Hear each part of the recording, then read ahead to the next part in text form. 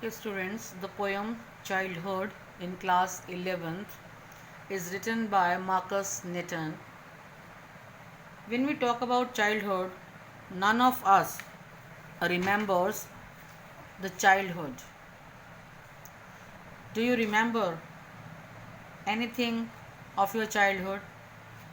Do you remember the first day of your school? Nobody remembers. The poet says that childhood is an essential stage in the process of growing up. You have gone through the poem Seven Ages in class 9th.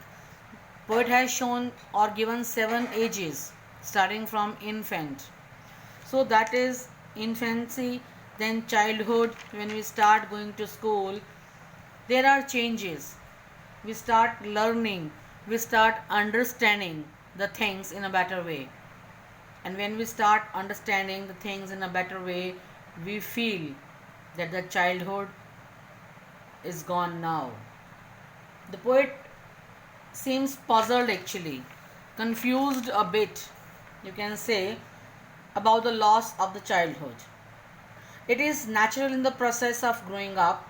Still, the poet tries to find an answer to his two queries: when did my childhood go and where did my childhood go? Do you remember when did your childhood go? Do you remember a particular day when you got up in the morning and you found that your childhood is gone? No.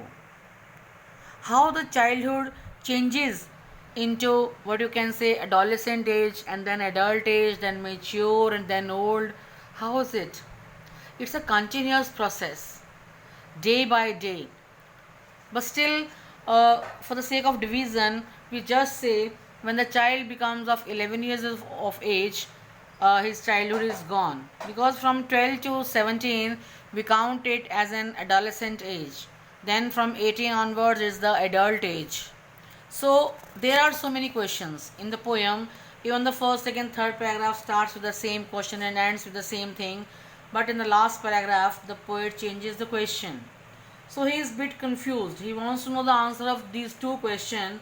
When did my childhood go? And if it has gone, where did my childhood go? Then where it is now. The first possibility of the time of departure of the childhood relates to the age when he had completed the age of 11. It was then that he developed a power of understanding.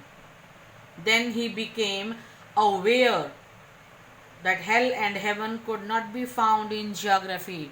We commonly use the word hell and heaven. The life has become a hell.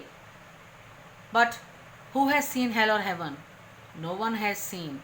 There is no place like hell or heaven in any map, any globe, anywhere, in any geography book. Since they could not be located anywhere in the world, he concluded that they don't exist.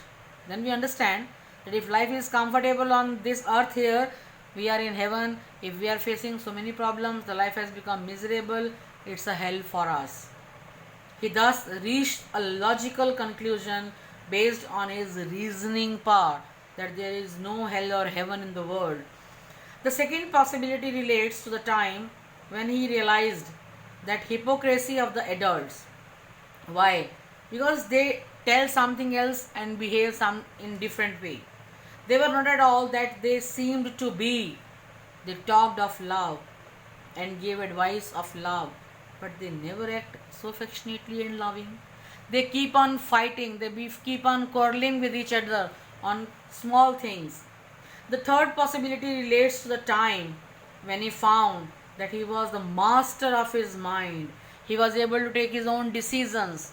Suppose you are in class 11th arts, or you can say in science, or in whichever stream you are, you have taken your own decision. So now you are becoming the decision maker. You are able to think right and wrong for yourself. So he could use it whichever way he choose. You can use your mind, your thoughts whichever way you want to. He could now produce his own thoughts and need not repeat those of others. You need not to follow the path shown by the others. A sense of individuality has come to him. He wonders whether he lost his childhood on one of these days when he was able to understand so many things. Now he is an adult. In the final stanza, the question is changed by the poet. The poet dwells on the problem where his childhood has disappeared. If the childhood has gone, where has it gone? On the basis of his limited knowledge, he thinks that his childhood went to some forgotten place that was hidden in an infant's face. Whenever you see any infant, a newborn child, what do you think? Every child seems to be the same. You must have been the same when you were a small child, infant. The poet implies that adolescence follows childhood in the same way as childhood has replaced infancy. It is a stage in the process of growing up. And the poet thinks the life has appropriately compensated by taking your childhood and giving you a sense of responsibility, wisdom, reasoning, thought, decision making you have learned through life. When you lose your childhood, you become more sincere. You have become responsible now. You understand the hypocrisy. You are able to understand the people, their thoughts, and all that.